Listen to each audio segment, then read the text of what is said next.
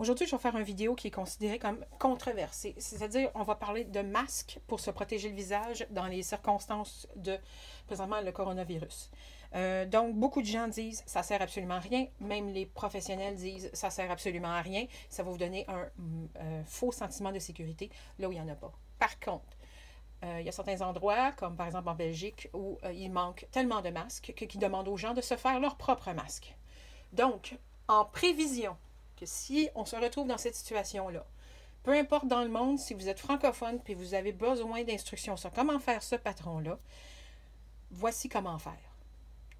Mais, je répète, il faudrait vraiment être dans une situation merdique pour le faire parce que, à la base, ça offre extrêmement peu de protection par rapport à même un vrai masque. De toute façon, ce n'est pas une protection absolue. Lavez-vous les mains. On ne dira jamais assez. Lavez vos mains.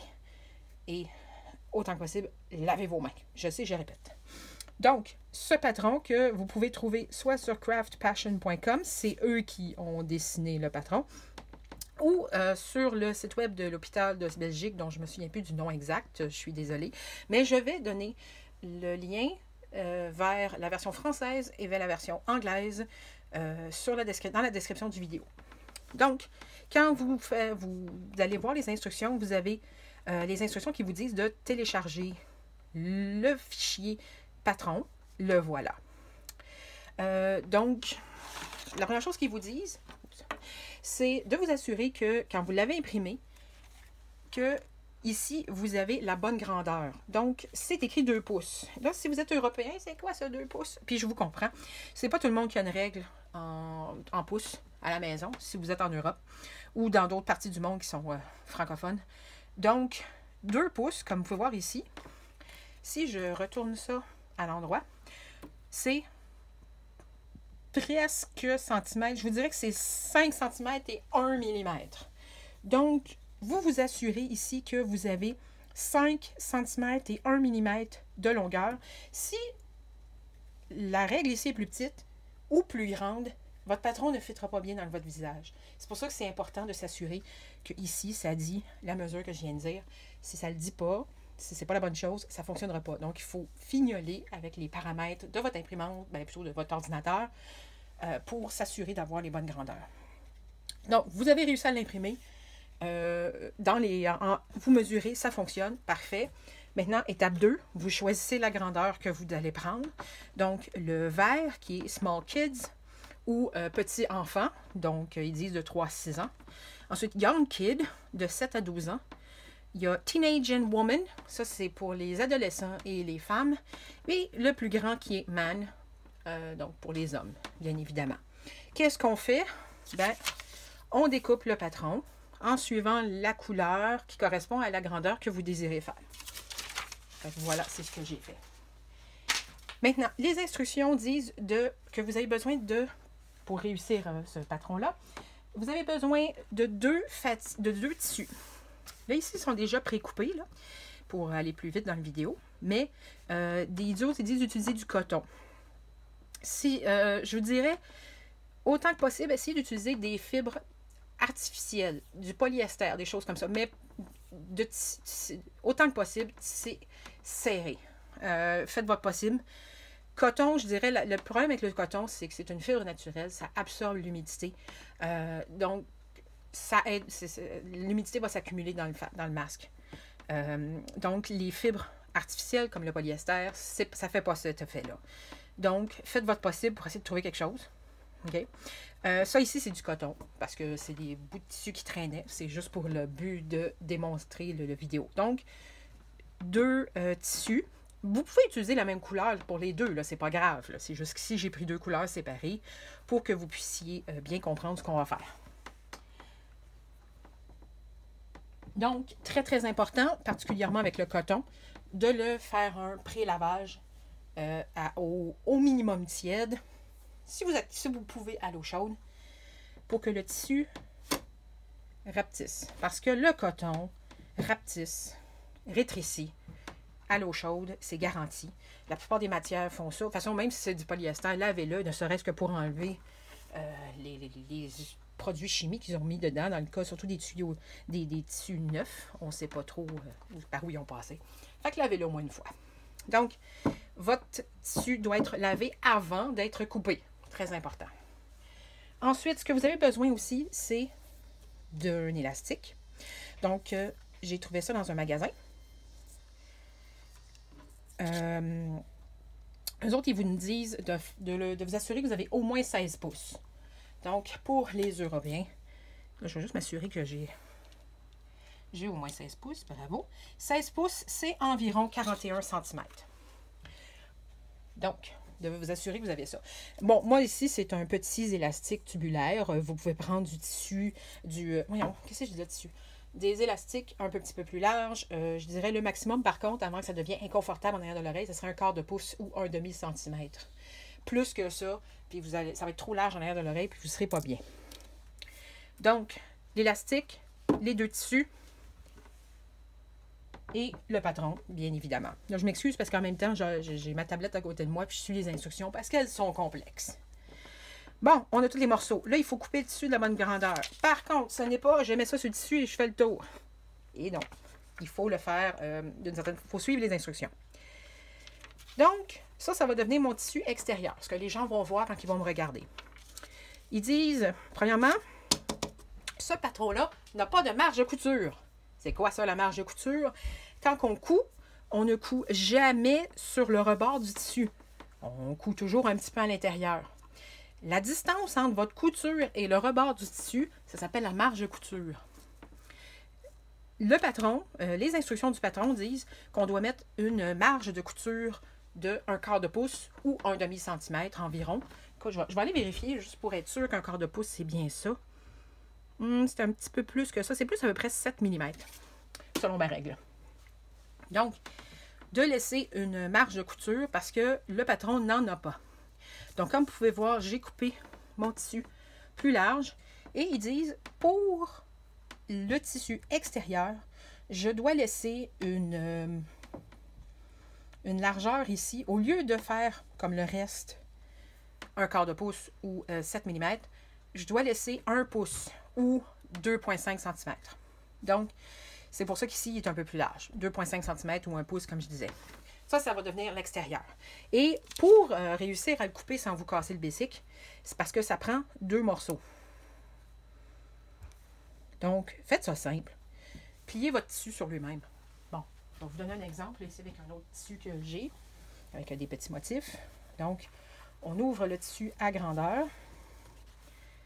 Et là, on voit l'extérieur, l'intérieur. Et là, on le plie. On met le patron dessus. On découpe en laissant, en le découpant plus large qu'il disait. Donc, en l'ayant plié sur lui-même, vous coupez 2 morceaux du même coup. Donc, ça va plus vite. On sauve un petit peu de temps en faisant ça. Ensuite, il faut faire la même chose avec le tissu intérieur. Le tissu intérieur, les instructions disent de mettre la même marge de couture sur les 3 côtés, le devant, le haut, le bas, c'est-à-dire environ un quart de pouce ou 7 mm, mais en bas, sur le côté gauche, de mettre absolument aucune marge de couture. On coupe là où le papier arrête. Donc, vous voyez là, ça arrête vraiment là où le papier arrête. Donc voilà, mes 2 pièces sont maintenant coupées. Ben, mes 4 pièces, parce qu'il y en a 4. Donc voilà, les 4 pièces sont faites. Et j'ai coupé le beige de la même façon que le bleu, c'est-à-dire j'ai replié le beige sur lui-même et j'ai coupé en faisant ce qu'il disait. Si vous avez un motif, assurez-vous bien sûr que les pièces sont miroirs. Donc c'est l'avantage de le plier sur lui-même, c'est que vous avez déjà ça. Il va être miroir. Donc une pièce aura les dessins de ce côté-là et l'autre de ce dessin-là. Ils vont être en miroiré. Ils vont faire un miroir l'une pour l'autre. Donc ça, c'est fait. C'est sûr que si vous n'avez pas de machine à coudre, faire ce patron-là va être assez difficile. C'est pas impossible, mais je recommande d'avoir une machine à coudre. Par contre, avez-vous besoin d'une surjeteuse? Absolument pas. J'ai une surjeteuse moi-même, je suis très habituée de m'en servir, mais ce n'est pas nécessaire. Mais absolument pas, là. Bon, je m'excuse encore une fois, je regarde les instructions.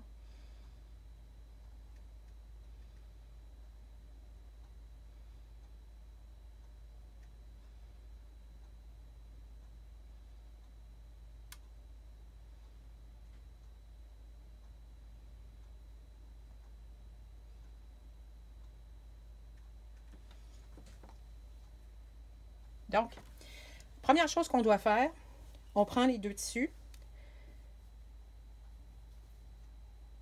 Motif contre motif. Là, bon, j'aurais peut-être pas dû prendre un tissu de couleur unie pour que ça soit plus clair. Mais un tissu qui a des motifs, comme celui-ci, a toujours une face avec le motif et une face dont le motif est... On voit que c'est l'envers, finalement. Quand on vous dit de mettre un tissu motif contre motif, c'est que on doit faire comme ça. Donc, on ne voit plus le motif, puis on fait notre couture. Le but, c'est qu'après, quand on le réouvre, il y a une belle couture. On ne voit pas la marge de couture. Elle est cachée à l'intérieur parce que c'est le côté pas beau qui a les coutures. Donc, je prends mes deux pièces. Je les mets une par-dessus l'autre. Motif contre motif, toujours. Même chose les deux pièces. Là. Donc, voilà les deux. Alors, motif contre motif, les deux. Et je fais une couture comme ça, en respectant la marge de couture. Donc, ce qui veut dire que si vous avez coupé votre tissu en ajoutant un quart de pouce ou 7 mm ici, vous devez faire la couture à 7 mm ou un quart de pouce. Donc, les machines à coudre ont généralement des mesures écrites dessus. Ou sinon, si vous avez besoin d'aide, si vous n'êtes pas certaine, gênez-vous pas pour l'écrire avec un crayon. On s'en fout, là. Ça va vous aider à faire une couture droite. Donc, il faut faire ça ici et ça ici.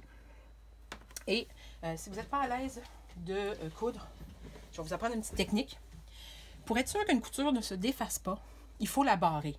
C'est-à-dire, il faut la verrouiller, si vous voulez. Pour faire ça, c'est très simple. Vous avancez un petit peu, vous reculez. Okay, on me voit bien. Donc, on vous avance un petit peu. Quelques points, 3-4 points. Vous reculez.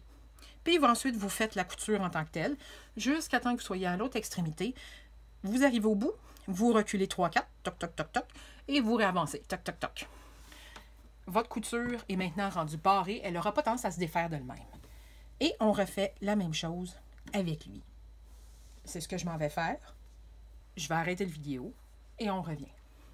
Petite information utile, si vous avez une Cricut Maker, bon, si vous ne savez pas c'est quoi, ce petit bout-là du vidéo ne vous concerne pas. Mais si vous savez c'est quoi une Cricut ou une Cricut, ou je ne sais pas comment ça se prononce en anglais, Maker, spécifiquement la Maker, j'ai préparé des fichiers qui vous permettent de découper le tissu directement à partir du fichier. Donc, vous téléchargez le fichier, mettez ça dans Design Space, vous le mettez à la bonne grandeur, paf!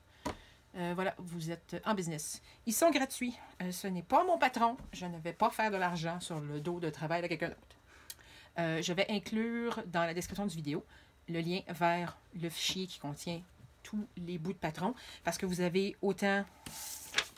Ce n'est pas ça que vous allez retrouver dedans. Vous allez retrouver et la partie plus longue ici et la partie qui coupe là. Et la marge de couture est déjà inclue. Donc, si vous utilisez la Cricut Maker pour couper votre tissu, je répète, la marge de couture est déjà incluse. Vous n'avez pas besoin de l'ajouter. Ceci ne s'applique qu'aux gens qui utilisent une Cricut Maker. Si vous ne savez pas c'est quoi, oubliez ce que je viens de dire. On passe à la prochaine bout de ces vidéos et c'est tout. J'ai décidé de vous en montrer un, pour que vous puissiez voir ce que ça donne. Donc moi, j'ai la chance de dire que j'ai un pied de machine à coudre ici, plus industriel. Il y a déjà un quart de pouce de largeur. Donc, c'est ça. Mais les machines à coudre standard n'ont pas ce pied-là en général. Donc, il faut y aller, il faut le mesurer, il faut y aller à l'œil, bon, etc. Fait que voilà. Alors, comme vous pouvez voir, j'avance un peu. Je recule. Et j'avance encore. Et là, je fais le tour.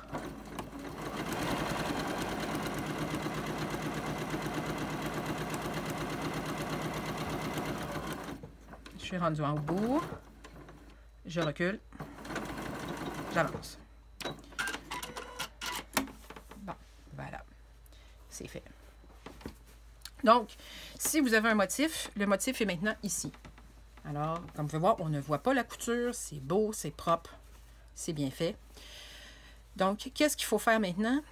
Pour réussir à ce que le masque se tienne bien et accepte de prendre la forme qu'il est supposé prendre, il faut clipper. Je ne sais pas comment dire ça en français. Donc, il faut faire des petites coupures, tic, tic, tic, tic, tic, tic, tic, tic, tic, tic, tic, tic, tic, tout le long de la couture. Donc là, je m'excuse, je cherche mes ciseaux. Ils étaient là tantôt. Ah, les voilà. C'était caché. Donc, je prends mes super ciseaux et je coupe du rebord en m'approchant de la couture, mais je ne coupe pas la couture et je m'en tiens assez loin pour donner la chance au tissu de ne pas se déchirer et se rendre jusqu'à la couture. Donc, je vais le faire. Je vais essayer de vous le montrer. J'espère qu'on le voit bien. Est-ce que vous voyez bien? OK? Donc, c'est ça, il faut en faire plusieurs comme ça parce que c'est une courbure. Si ce n'était pas une courbure, ce ne serait pas nécessaire. Mais là, on n'a pas le choix, c'est une courbure. Alors, il faut... Donc, voilà.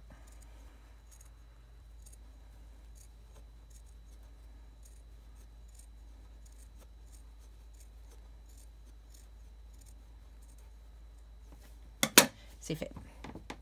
Maintenant, une fois que vous avez fait cette étape-là, il faut faire ce qu'on appelle une surpiqûre. Une surpiqûre, c'est une couture qui se voit à l'extérieur. Donc, c'est quelque chose qu'on voit souvent, par exemple, dans les jeans. Vous avez souvent des coutures orange sur les jeans bleus, surtout les Levi's. Ils sont très forts là-dessus. Alors, on voit très, très bien la couture. Là, je vous montre, c'est niaiseux, là, mais ça ici, là, sur le bas de mon T-shirt, c'est une sorte de surpiqûre. Donc, ici, le but de faire une surpiqûre à disons, 1 ou 2 mm de distance de la couture qui est déjà là, c'est pour lui donner, ben, ça fait plus beau, mais aussi on essaie de mettre le tissu du même côté de la couture. Donc, le tissu qui est à l'intérieur, on essaie de même côté que la surpiqûre, ça va l'attacher à cet endroit-là. Ça fait plus beau. Donc, on va essayer de le faire. Là, c'est sûr, si vous n'êtes pas très expérimenté, ça pourrait être un peu plus difficile. Je vous dirais que ce n'est pas une étape nécessaire, mais à 100%, mais faites-le autant que possible. Bon, j'ai oublié de barrer.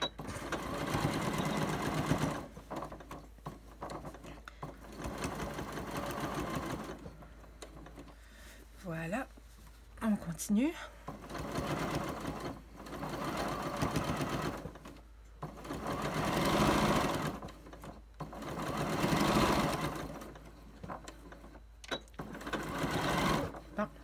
Ensuite, je barre. Là, j'utilise un fil gris, je veux dire, pour les besoins de ce vidéo, c'est-à-dire que vous voyez bien ce que je fais. Vous n'êtes pas obligé. Il faut prendre quelque chose qui est plus discret, qui est bleu, comme mon tissu, puis ça paraît presque pas. Là. Mais ça, au fond, ça ne fait aucune différence tant que vous prenez un fil qui est adapté pour ce type de couture. Et quel type de fil vous devriez utiliser? Voici ce que moi, c'est ma marque préférée. C'est du Gutermann. J'ai aucune idée si je le prononce correctement. J'ai très peu de racines allemandes. Mais c'est le Sue All Thread de Gutermann. C'est un tuyau. Voyons. Un fil de 100% polyester. Très résistant, mais c'est pas le Gutermann font un fil qui est très résistant, mais il est beaucoup plus épais. Prenez pas ça, vous allez sacrer. Vous allez apprendre à dire des mauvais mots parce que ça ne fonctionne pas très bien si vous n'avez pas l'adaptation, si vous n'avez pas les bonnes aiguilles et tout ça. C'est le Sue All Thread qui est le fil normal, ordinaire de Gutermann.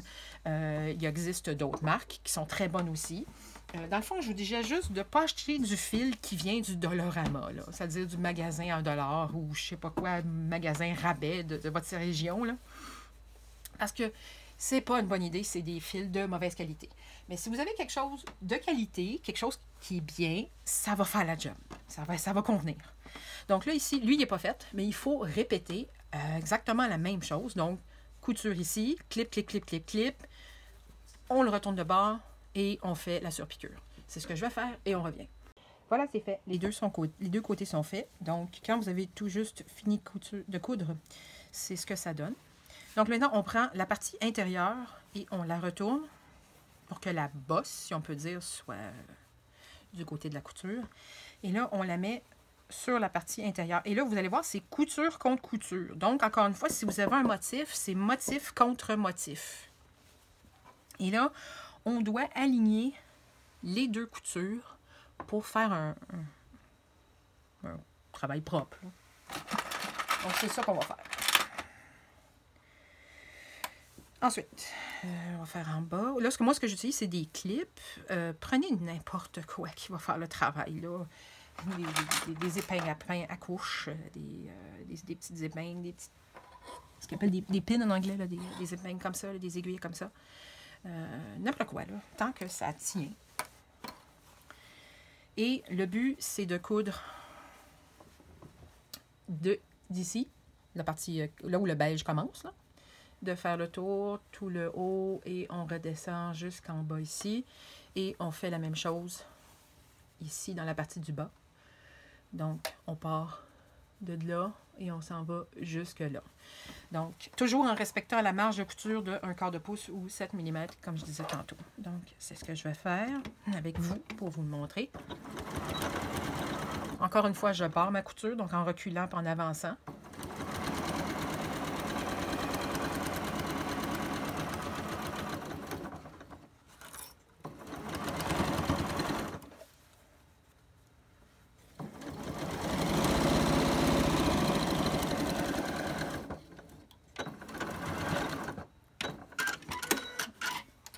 Voilà, c'est fait. Alors maintenant, on va faire la partie du bas.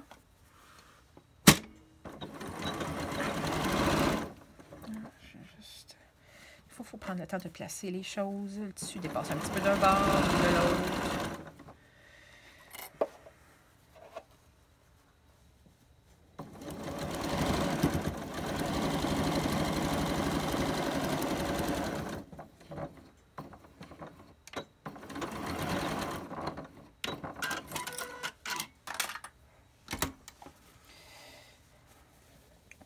Donc, voilà, c'est fait. Alors, comme vous pouvez voir, on voit les deux coutures des jeux barres. Mais c'est voulu.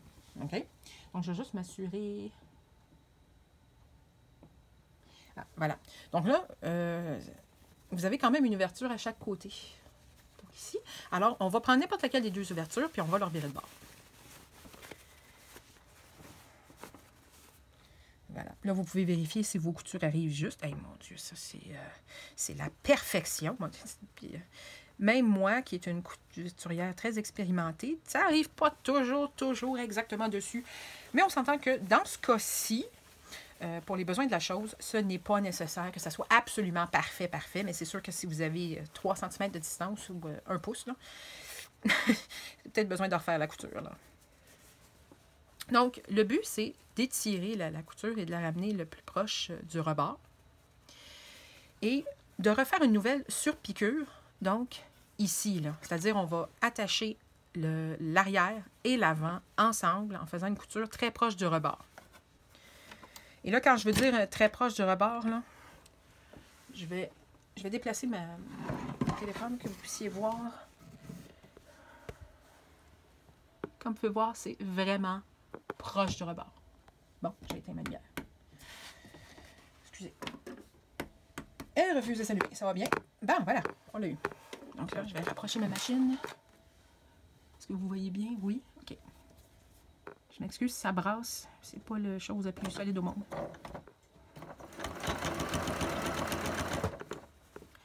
Là, il faut... si vous n'êtes pas sûr d'être capable de faire ce que je le fais, c'est-à-dire comme ça, un peu comme n'importe comment, là, allez-y au fer. Mais c'est sûr que ça va... Si vous êtes pressé par le temps, ça prend du temps à faire le fer à repasser. Là.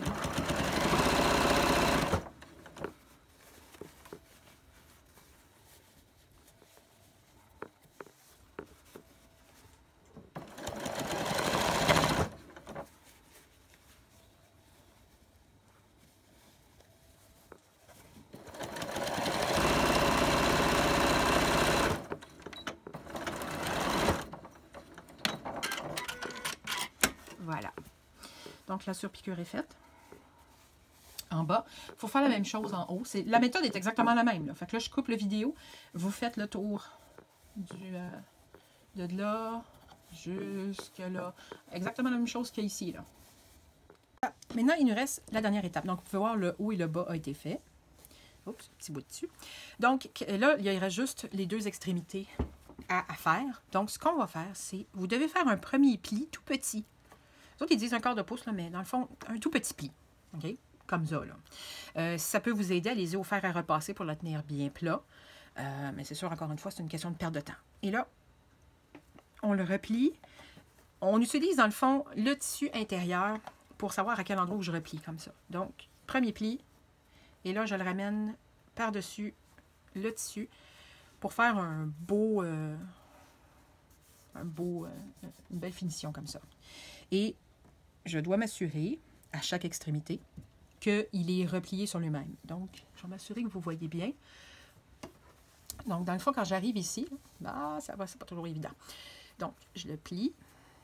Et là, vous voyez, il dépasse. Alors, je le replie à l'intérieur, comme ça. Puis là, on voit, ça donne cet effet-là. Ça fait beau, ça fait propre. Il faut faire la même chose aux deux extrémités. Voilà. Maintenant que c'est fait, que c'est bien placé, je dois faire une couture d'un de mes doigts jusqu'à l'autre bout de doigt. Donc, comme ça. Dans le fond, vous allez remarquer, ici, il va être ouvert. Ça va faire comme un tube. On va s'en servir pour passer l'élastique dedans. Donc, j'arrive ici.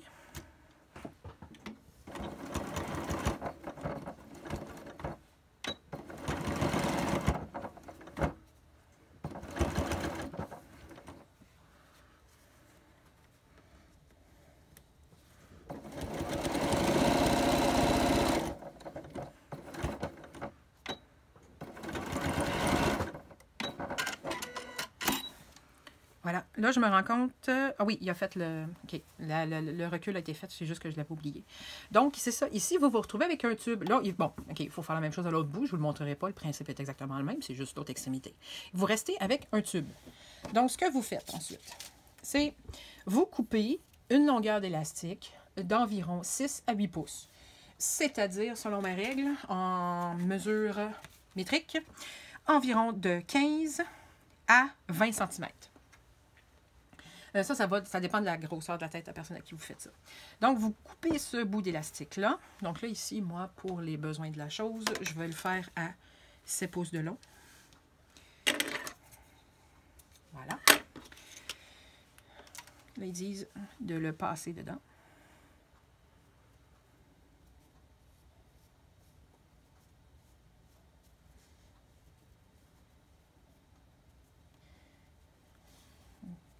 Pas toujours évident, là.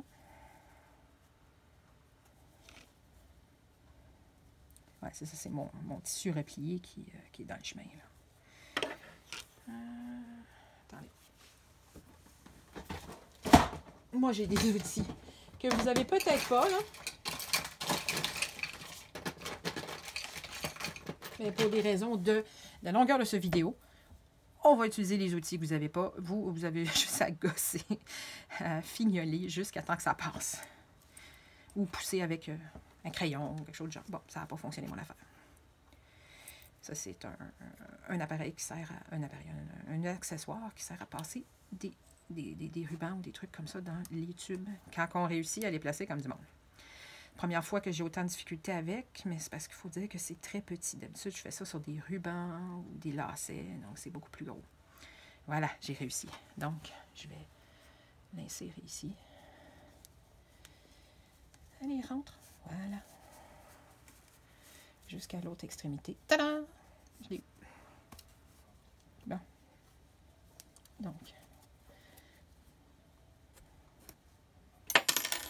Et là, ils disent de faire un nœud. Donc, je fais un petit nœud. Sur le rebord, bien sûr. Là.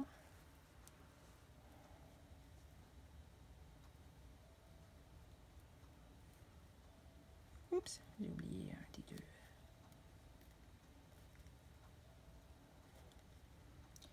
Et voilà, le nœud est fait. Je vais juste le rapprocher. Puis ils disent ensuite de... Je vais vous avouer que je trouve que ça fait court pas mal.